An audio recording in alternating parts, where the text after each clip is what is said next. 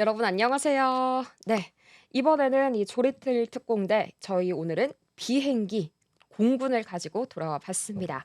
오늘도 한번 좀 재미있는 우리나라의 특히나 이 KF-21 보람의 KF-21 보도록 할 텐데요. 아시는 분들은 아시겠지만 또 굉장히 제가 많은 관심을 가지고 있는 그런 분야니까요. 차근차근 잘 모르시는 분들도 쉽게 이해할 수 있게 제가 설명 도와드릴게요.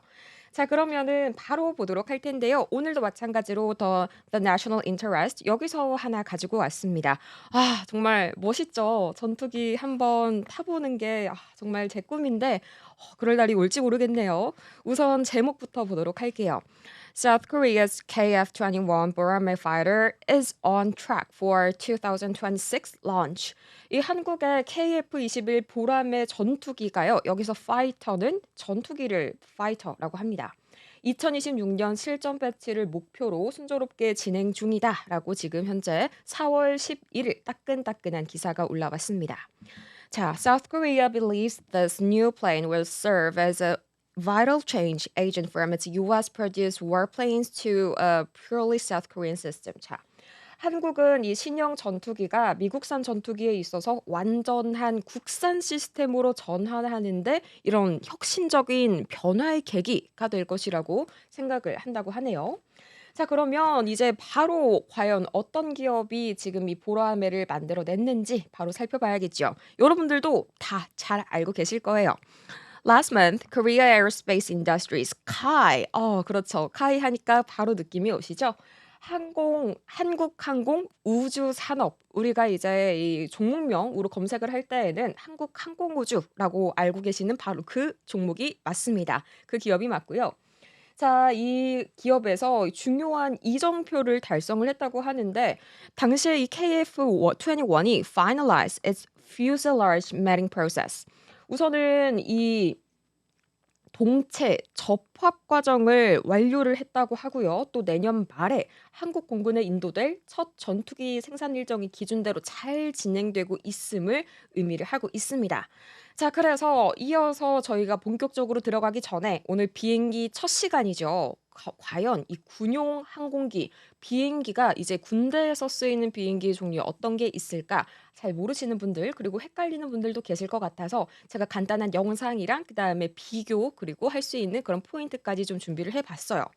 가장 먼저 보도록 할 텐데 여러 가지 정말 군용기가 있지만 그중에서 가장 많이 우리가 언급이 되는 우선 한 세 가지만 꼽아 보도록 할게요. 가장 먼저 이 전투기가 있고 그다음에 이제 폭격기, 그다음에 공격기 이렇게 세 가지는 좀 무조건 알고 계시는 게 편하실 거고요.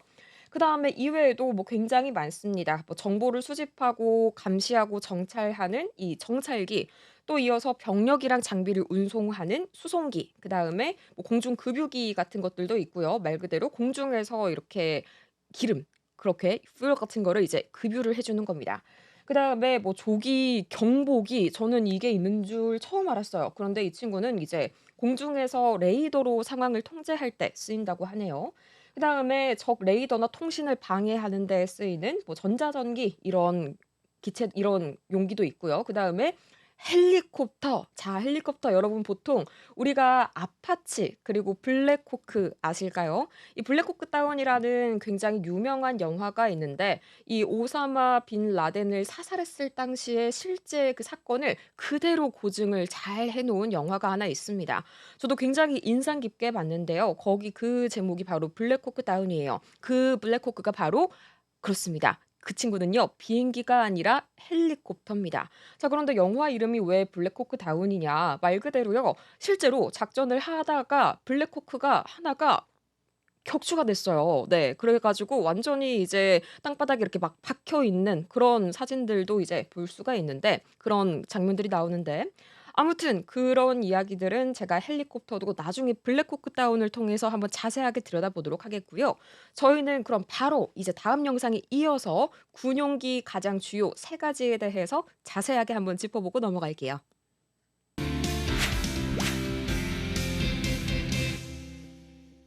자, 그럼 이번 영상을 통해서 한번 우리 세 가지 군용기, 주요 군용기 세 가지를 한번 정리를 해 보도록 합시다. 아까 말씀을 드렸다시피 굉장히 다양한 이런 기체 그리고 기종들이 있는데 그중에서 가장 첫 번째로 가장 많이 쓰이는 fighter 첫 번째 전투기 보도록 할게요.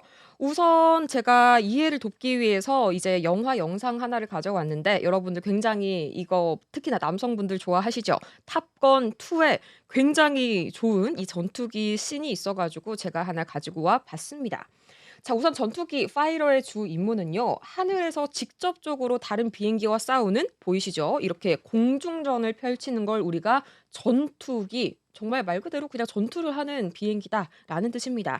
당연히 이렇게 뭔가 이런 어떤 총격전이나 아니면은 뭐 이런 대공 상황에 있어서의 무기를 피하기 위해서는 빨라야겠고요. 특징이 또 민첩해야 합니다. 그리고 회피력이 굉장히 우수해야겠죠.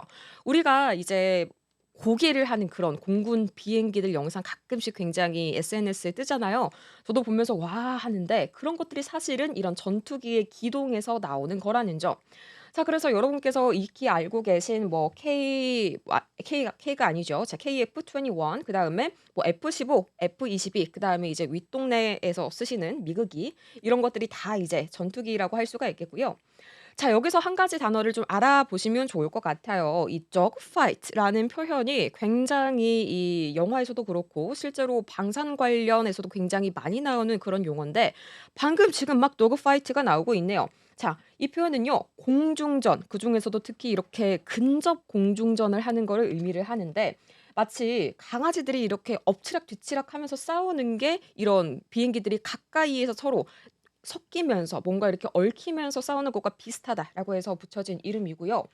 이렇게 1차 세계대전 시절 당시가 어원이라고 해요. 그 당시에 비행기끼리 가까이 붙어서 이렇게 빙빙 돌면서 싸우는 모습이 마치 뭐 으르렁거리면서 싸우는 강아지 같다라고 해서 dogfight라는 그런 이름이 붙었고요. 이렇게 전투기들이 360도로 빠르게 회전을 하면서 좀 서로를 쫓고 쏘는 상황 전체를 dogfight라고 합니다. 자 그래서 이때는 굉장히 중요한 게 속도가 아까 말했듯이 빨라야 되고요. 그다음에 순간 기동성 그리고 무엇보다도 예측 불가한 움직임이 상당히 중요하겠죠. 자 그래서 이 과거 기록 제1차 세계대전 당시의 조종사 기록 중에 이런 표현이 나옵니다. "It was a regular dogfight up there." 말 그대로 위에서 개싸움 네네 이게 전혀 나쁜 비속어가 아니라 dogfight를 그대로 직역하면 개싸움이잖아요. 그렇게 공중에서 개싸움이 일어나고 있다. 근접전이 얼마나 치열하게 벌어졌는지를 나타내 주는 거겠죠. 그다음에 두 번째가 폭격기 마머입니다. 사실 이 폭격기도 굉장히 전투기랑 헷갈려 하시는 분들이 많은데요. 간단합니다. 폭격기의 경우에도 제가 영상 하나 보여 드리도록 할게요. 이게 지금 영상이요. 애플 TV 플러스의 미니 시리즈에 나오는 Masters of Air 2024 년도에 나온 이제 미니 시리즈로 알고 있는데 거기에 나온 한 장면, 한 에피소드 Bombs of Berlin의 한 장면입니다. 자 바로 보시면 이해가 되실 거예요. 자 양상이 좀 다르죠. 다 같이 비행기들이요. 한 곳을 향해서 이제 일제히 뭐 예를 들어서 뭐 B-52 그다음에 B-2 Spirit 그다음에 TU-116 네. TU-160이었나요? 이런 친구들도 다 폭격기에 해당이 됩니다. 자 마지막으로 공격기 보도록 할 텐데요. 공격기랑 폭격기랑 저는 처음에 좀 많이 헷갈렸어요. 그런데 이걸 보면 굉장히 잘 이해가 갑니다. 더 커버넌트 정말 저 이거 재밌게 봤는데요. 우선 이 더 커버넌트 같은 경우에는 이 아프가니스탄 전쟁을 배경으로 하고 있고 제이크 질렌할이 이제 이 미군의 육군 마스터 중사 존 킬리 역할을 맡아 가지고 굉장히 호연을 펼쳤습니다. 자 우선 영상 배경을 좀 설명을 드리자면 영화 초반부에서 이 킬리 중사 그리고 그의 부대가 탈레반의 매복 공격을 받게 되거든요. 그래 가지고 전멸을 했는데 그래서 이제 여기에서 킬리 중사 그리고 통역사인 아메드가 같이 탈레반에게 쫓기고 있는 상황이고요. 자 잘 보세요. 굉장히 좀 멋있는 그런 장면이 등장을 합니다. 상황이 상당히 이렇게 열세인 그런 와중에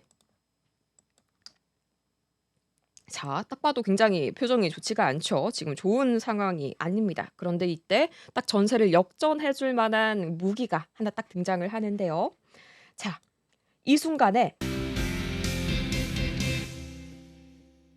자 그렇다면 이제 이 세 가지 중에서 첫 번째인 전투기, 그중에서도 이제 우리의 이 자랑스러운 보람의 KF-21이 과연 어떤 성과를 지금까지 펼쳤는지 한번 살펴봐야겠죠.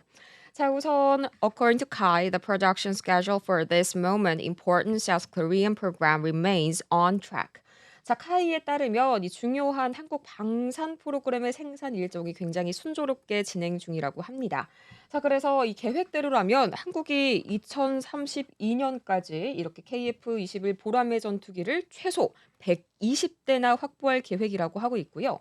그다음에 또 중요한 점이 이런 전투기는 인도네시아 등 이렇게 첨단 전투기를 도입 중인 이런 해외 국가들의 관심까지 끌고 있습니다. 자, 이 등장과 동시에 굉장히 수출길에 대한 기대감까지 안겨주고 있는 거죠. 자, 그런데 여기서 굉장히 이번에 좀 약간 중요한 마일스톤 하나를 좀 만들어 냈습니다. 한국의 KF-21 보람의 시제기가 바로 successfully performed air-to-air refueling at night. 야간 공중 급유라고 해석을 하면 맞을 것 같아요. 이 야간 공중 급유를 굉장히 성공적으로 마쳤는데 이게 또 굉장히 중요합니다. 자, 그래서 이게 어떤 거냐, 그리고 어떤 의미가 있냐라고 이제 보기 전에 또 항공 전문지 플라이트 글로벌이 이런 말을 했었네요. The ninth refueling milestone comes just 1 year after the fifth KF-21 prototype conducted the type's first air-to-air refueling.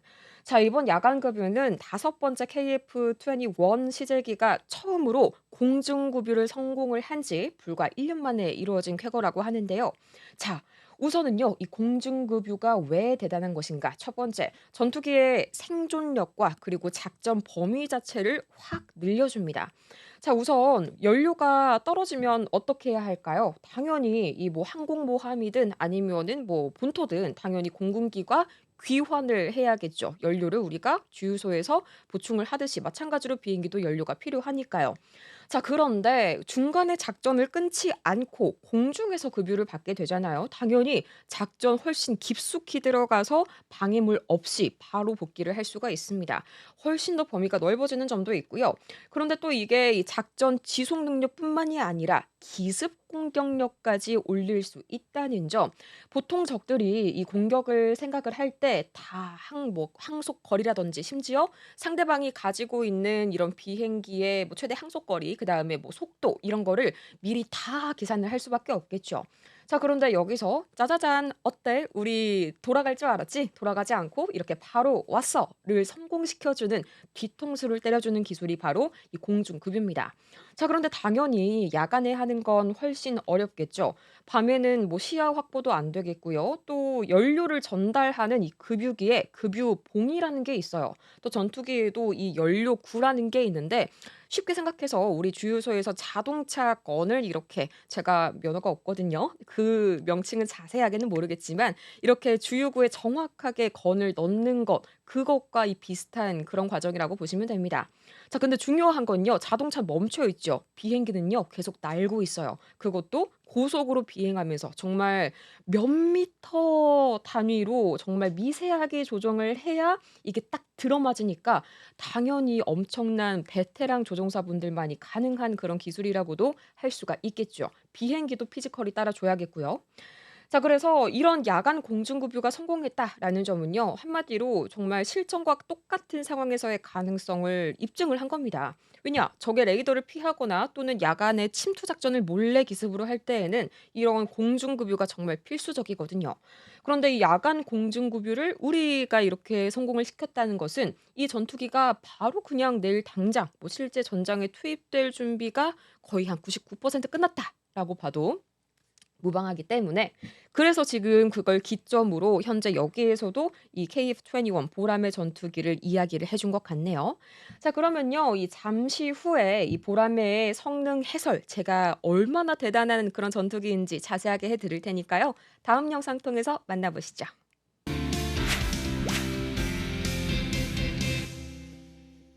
자, 그러면 이제 본론이죠. 이 보람의 얼마나 대단한 친구인지 한번 스펙을 낱낱이 파헤쳐 봅시다.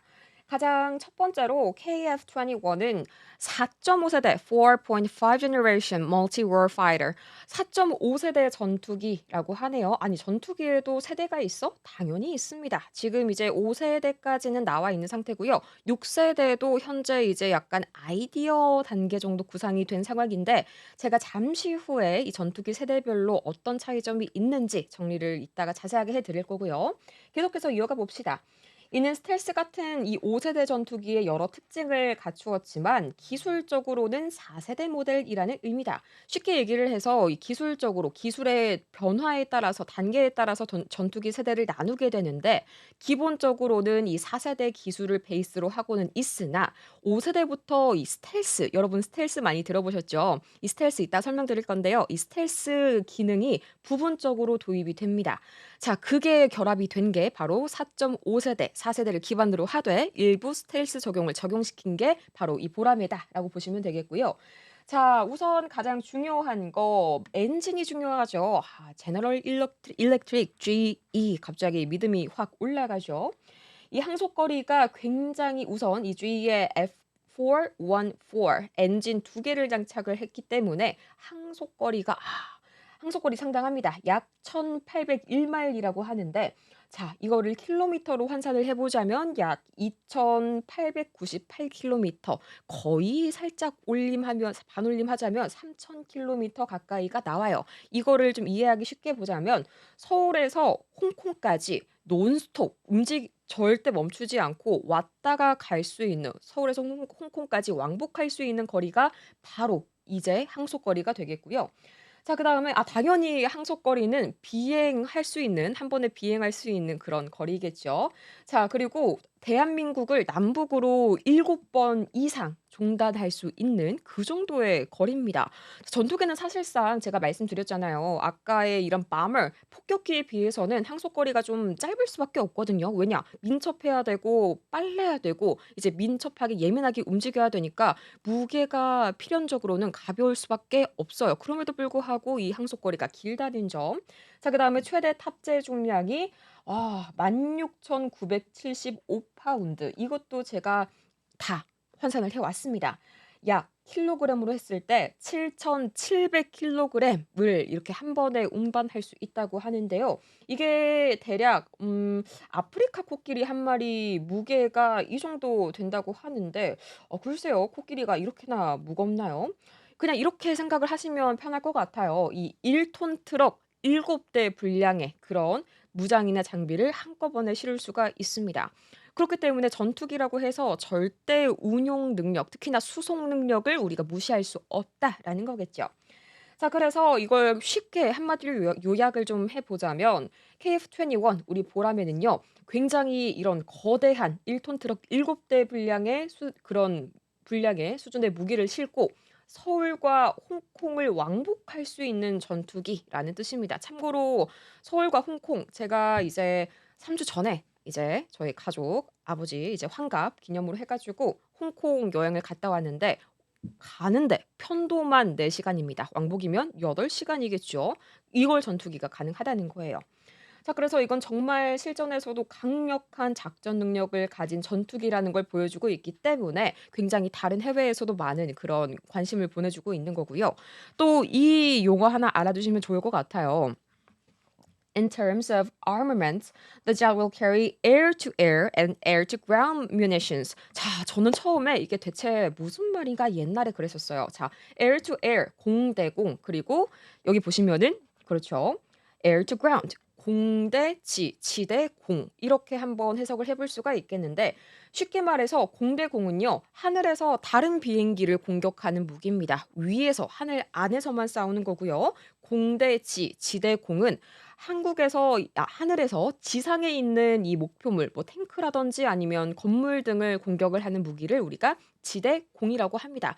좀 헷갈리실 수가 있는데 비행기가 쏘는 방향 기준으로 우리가 보면 되기 때문에 공대공 그리고 지대공 앞으로 또 비슷하게 뭐 이제 바다에서도 나중에 저희가 한번 다뤄볼 텐데요. 그런 것들 다 이제 무조건 비행기가 쏘는 방향 기준으로 보면 된다라고 생각을 하시면 될 것 같아요. 자, 그러면요. 인제 우리 이어서 이 비행기의 generation 전투기의 세대에 대해서 한번 다뤄보도록 할 텐데 다음 영상에서 만나보도록 할게요.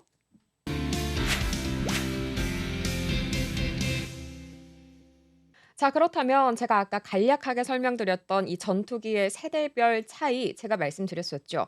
기술의 발전에 따라서 세대를 구분을 하는데 당연히 그 세대를 구분짓는 기술이 몇 가지들이 있습니다. 그걸 한번 1 세대부터 그리고 아직은 이제 나오지는 않은 6 세대까지 차례대로 보도록 할게요. 자, 보면은 이제 이 영상은요. 이제 한국 영상은 아니고 인제 밀리터리 굉장히 이거 제가 자주 좀 즐겨 보는 그런 채널인데 좀 한번 재밌게 영상이 구성이 되어 있더라고요. 가장 먼저 제가 1 세대부터 설명을 드리도록 할게요. 정말 비행기가요. 제가 영화에서 굉장히 많이 보는 그런 비행기네요. 제가 1차 세계대전, 2차 세계대전 이쪽 영화를 괜히 좀 많이 보거든요.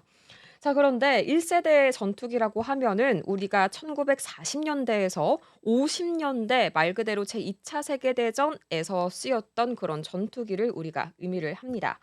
자, 이제 최초의 제트 전투기라고 할 수가 있겠는데요. 사실 이전에 우리가 전투기는요. 세대로 쳐주지가 않아요. 왜냐면은 사실 2차 세계대전이면요. 그렇죠. 거의 2차 세계대전 후반부에 등장을 했겠네요. 그런데 그 이전에 완전 초기 때 이런 전투기들을 보면요. 앞에요. 프로펠러가 있어요. 그리고요. 위에 지금은 뚜껑이 있잖아요. 뚜껑이 없습니다. 그래서 굉장히 이제 이전에도 말씀드렸던 미드웨이 해전 영화를 보면은 그게 이제 태평양 전쟁이죠. 2차 세계대전인데 그 당시만 하더라도 정말 그렇게 뚜껑 없는 그런 기체를 타고 아주 멋있게 정말 비행을 해내십니다. 자, 근데 어쨌든 이제 기존의 프로펠러를 없애고 대신에 이제 제트 엔진을 탑재하면서 이때부터 초음속 비행이 가능해집니다. 그래서 1 세대 비행기가 시작이 되게 된 거고요. 대표 계종으로는 정말 추억의 F-86 그다음에 뭐 윗동네 뭐 미그 15기 뭐 이런 것도 있겠고요. 그다음에 F-86 세이버 같은 경우에는 우리 6.25 전쟁 당시에도 투입이 됐었는데 그때 상당히 많은 활약을 했었습니다. 자, 여기에서 중요한 특징 중에 하나는 뭐 제트 엔진이 처음으로 탑재가 된 것도 있겠지만 이때 당시만 하더라도 레이더가 없어요. 방금 나왔죠. 그래서 우리가 이제 다른 비행기들을 뭔가 탐지할 수 있는 그런 방어, 그런 미리 볼 수 있는 시설들이 그런 기능이 갖춰져 있지 않았습니다. 자, 그다음에 쭉 보도록 할 텐데 자, 이때도 다 이제 1 세대 미국기가 그렇죠. 미국기는 우리 편이 아닌 비행기라고 생각을 하면은 좀 편할 것 같습니다. 각국의 이 비행기들이 나와 주고 있고요. 2 세대 비행기 따단 하고 등장을 했는데요. 사실상 50 년대에서 60 년대에 등장한 그런 비행기들을 우리가 2 세대로 많이 분류를 합니다. 사실상 공중전에 특화된 비행기들이 이때부터 나오기 시작해요. 자, 그래서 무장 같은 경우에는 레이더가 이때 처음으로 등장을 하게 되고 탑재가 됩니다. 그리고 공대공 미사일도 등장이 됐고요.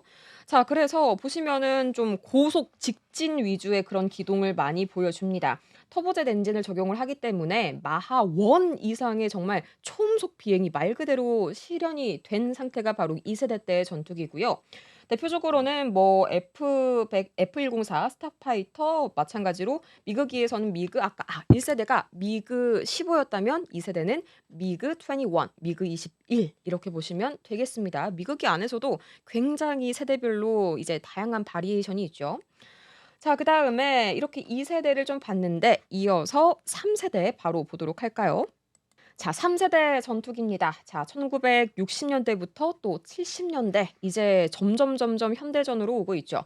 자, 다목적 능력을 갖춘 전투기가 등장을 하게 됩니다. 3 세대의 핵심은 다목적. 뭐가 다목적이냐? 우선 무장적으로 봤을 때에는 공대공 뭐 뿐만이 아니라 공대지 이렇게 여러 가지 임무, 다임무를 수행을 할 수 있는 전투기가 등장했고요. 그다음에 레이더 센서 뭐 아직까지는 조금 아쉽지만 아날로그 방식의 레이더를 채택을 하고 있습니다. 단일 기능밖에 구사를 하지 못하고요. 하지만 기동성이 상당히 좀 많이 이렇게 개선이 되면서 그렇죠. 기동성이 상당히 많이 개선이 되면서 안정적인 이런 운용이 가능하게 됐고요. 공중전 이렇게 공중전 위에서도 싸우고 그다음에 폭탄도 떨구고 이런 다목적 전투기가 바로 3 세대 때 등장을 했다라고 보시면 될 것 같네요. 여러분께 굉장히 익숙한 기종일 것 같은데요. 뭐 F4 팬텀 이때 이 3 세대고요. 그다음에 미라지 F1 이런 것들도 3 세대 현재 인제 전투기로 분류를 하고 있습니다. 자 그다음에 우리 만나볼 게 이제 4 세대 전투기가 다 미그 정말 우리 편이 아니에요. 딱 봐도 뭔가 약간 좀 쎄하게 생겼습니다. 네 그렇죠. 자 그다음에 4 세대 보도록 할 텐데요. 자 이 1970 년대부터 이제 90 년대까지 완전 다목적 이런 전투기가 나오게 됩니다.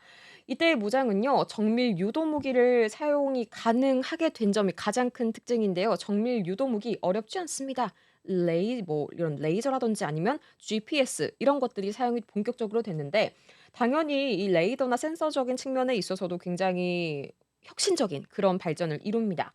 자, 이 적 탐지와 그다음에 추적을 동시에 할 수 있는 다기능 레이더. 당연히 아날로그가 아니라 이제는 디지털화가 됐고요. 기종도 마찬가지로 이제 초고기동성을 중심으로 하는데 중요한 특징이 두 가지가 있어요. 첫 번째, 카나드. 그다음에 두 번째가 추력 편향. 자, 추력 편향 같은 경우에는 이제 4.5 세대에 더 본격적으로 등장하게 되는데 간단하게 설명드릴게요. 어렵지 않습니다. 자, 카나드는요. 앞날개를 의미를 해요. 우리가 전투기를 잘 보면은 앞쪽에 이렇게 지금 왜 갑자기 또 헬리콥터가 나올까요? 앞쪽에 조종용 보조 날개가 이렇게 잘 보면 나와 있는데 이게 기체의 기동성을 높이고 또 저속에서도 양력, 비행기가 뜨는 그런 힘을 보조를 잘 해 주기 때문에 급기동을 할 때 갑자기 슉슉슉 하면서 방향을 바꿀 때 안전성 그리고 선회할 때 성능을 훨씬 높여 줍니다. 자 그래 가지고 지금 보면은 이 앞날개 지금 잘 보여주고 있죠. 자 그래서 어쨌든지 간에 이 카나다 같은 경우에는 뱃머리에 작은 노가 하나 더 달려 있는 카약이라고 생각을 하시면 될 것 같아요. 방향 전환이 더 쉽다는 그런 특징이 있고요. 그다음에 추력 편향 같은 경우에는 이제 뭐 4 세대 당시에는 일부 시제기에만 제한적으로 시도가 되면서 4.5 세대에 본격으로 적용이 되기 시작하는데 엔진이 내뿜는 화염 방향을 움직여서요. 우리가 이제 비행기 방향까지 바꾸는 기술이라고 생각을 하면 됩니다. 굉장히 뭐 어렵지가 않아요. 우리가 약간 이런 비유가 쪼끔 그럴 수도 있는데 짱구는 못 말려 같은 거 보면요. 이렇게 방구를 세게 뀌게 되면은 그렇게 붕 하고 움직이죠 몸이. 그게 바로 추력 편향입니다. 네 그렇게 설명하는 게 제일 뭔가 쉬울 것 같아요. 자 그래서 대표 기종으로는 F-15 이제 익숙한 거 나오죠. F-15, F-16 그다음에 뭐 Su-27 이런 것들도 있고요. 그다음에 4.5 세대부터는 90 년대부터 운용이 되는데 이때부터는 이제 AESA 우리가 이 AESA 레이더라는 Active Electronically Scan Array 레이더가 나오게 됩니다. 안테나를 움직이지 않고도 이게 전자적으로 빠르고 정확하게 목표를 추적할 수 있는 최신 레이더고요. 이전 레이더가 이렇게 뭔가 손전등처럼 한 방향씩 다 비춰서 보는 거라면 이 친구는요. 동시에 여러 방향으로 마치 잠자리 눈처럼 빠르게 전자식으로 스캔하는 360도 자동 감지 카메라 같은 거라고 생각을 하시면 될 것 같아요. 자 그다음에 스텔스 기능이 부분적으로 들어간다는 게 4.5 세대의 특징인데 스텔스 말 그대로요. 적에게 들키지 않고 먼저 때리는 그런 은신 능력 마치 해리포터의 투명 망토와 같은 기능입니다. 자 그래서 5 세대 때부터는요. 2000 년대부터 시작이 되는데 완전 스텔스 설계로 들어가게 돼요. 부분적이 아니라 완전 스텔스.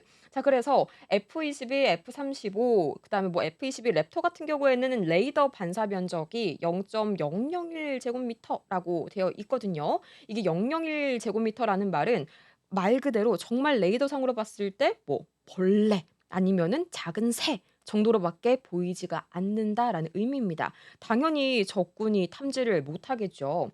그렇기 때문에 이제 A4 용지 한 장보다도 훨씬 작은 면적으로 레이더에 잡히는 게 이제 0.001 제곱미터 정도 수준이라고 보면 될 것 같고요. 그래서 이렇게 4.5 세대와 5 세대 전투기의 스텔스 차이까지 저희 자세하게 알아봤습니다. 이제 이 팬텀기를요. 자 이 F4 팬텀 전투기를 정말 이제 태평양을 건너서 우리나라에 최초로 들여오신 그런 이제 조종사님께서 이제 90 세를 맞이를 하셨다고 합니다. 이때 기준이요 2024년이니까 지금은 90 네 1가 되셨겠죠. 지금 건강하게 잘 되셨으면 좋겠는데 자 이때 이 어떤 기사냐면요. 이분이 후배 조종사분들과 함께 이제 팬텀 기종이 전역을 하게 됐어요. 그래서 이제 마지막으로 정말 마지막 비행을 함께 한 다음에 이렇게 "그동안 정말 감사했습니다." 그런 후배분들께서 이렇게 노장 선생님께 인사를 하는 그런 굉장히 감동적인 그런 뉴스가 나왔는데 살짝 눈물이 나려고 하네요. 자 그런데 정말 당시에 이 정들었던 팬텀기를 쓰다듬으면서 그런 이야기들을 하시는데 그 당시만 하더라도 우리나라가 그렇게 선진국이 아니었잖아요. 그래 가지고 정말 이 당시에 6 분의 공군 조종사 중에서 지금 마지막 1분 남으신 분이시거든요. 그래 가지고 이분께서 정말 최초의 우리나라 공군 팬텀 시대를 열어 주신 그런 분입니다. 자 그래 가지고요. 이렇게 보시면은 사진을 좀 한번 제가 보여 드리고 싶은데 매체에 노출이 되신 분이니까 아무 괜찮겠죠. 네 이분이십니다. 대한민국의 최초의 팬텀 조종사. 태평양을 건너서 이제 정말 그 머나먼 일정을 우리나라를 위해서 정말 용감하게 비행기를 가지고 와 주신 우리 이제 올해로 91 네 90을 넘기신 저희 이재우 네 전 저희 예비역 소장님 정말 다시 한번 감사하다는 말씀 드리고 싶고요. 그리고 이렇게 공군의 미래를 열어 주셔서 정말 너무너무 국민으로서 그리고 정말 건강하시길 앞으로 이 기회를 빌어서 기도를 하도록 하겠습니다. 여러분도 한 번쯤 다 기억을 해 주시면 너무너무 좋을 것 같아서 그래서 시간이 많이 오버가 됐지만 이분 이야기까지 한번 가지고 와 봤어요. 이렇게 해서요. 저희 오늘 이제 KF-21 부터 시작을 해 가지고 보라매 요새 얼마나 이제 보라매가 많이 발전을 했는지 그리고 우리나라의 최초로 이 팬텀기를 들여오신 저희 이제 아흔 91의 노장 저희 이재우 소장님까지 계속해서 저희 다 같이 살펴봤었는데 정말 오늘도 많은 이런 국군 장병분들께서 우리 대한민국의 안보를 위해서 힘써 주고 계십니다. 감사하다는 말씀 다시 한번 드리고 싶고요. 저는 다음 영상을 통해서 더 재밌는 콘텐츠로 찾아오도록 할게요. 여러분 안녕.